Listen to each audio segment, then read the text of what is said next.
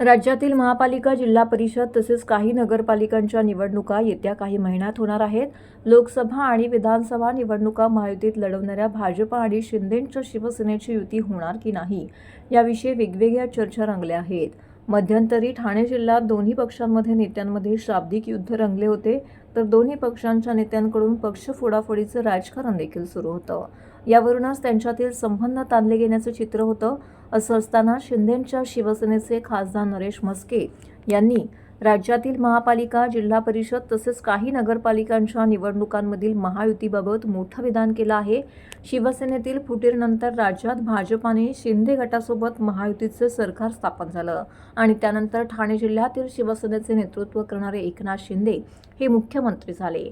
लोकसभा आणि विधानसभा निवडणुका भाजप आणि शिंदेंच्या शिवसेनेने महायुतीत लढवल्या होत्या. लोकसभेला महायुतीत अपेक्षित यश मिळाले नव्हते, मात्र विधानसभा निवडणुकीत महायुतीने सर्वाधिक जागा जिंकून सत्ता स्थापन केली.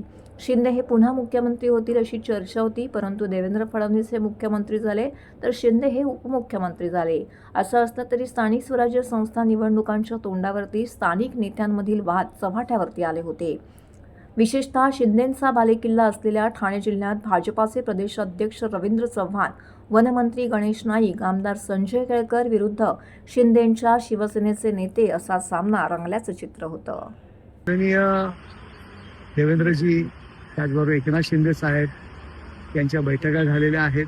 मी दिल्लीत आहे आणि आमचं पहिल्यापासून म्हणणं आहे की लोकसभा आपली युतीमध्ये लढली, विधानसभा युतीमध्ये लढली तर ठाणे महानगरपालिका असेल, कुठल्याही महानगरपालिका, नगरपालिका युतीमध्ये लढल्या पाहिजे आणि तशा पद्धतीची युती त्या ठिकाणी होईल असं मला वाटतं.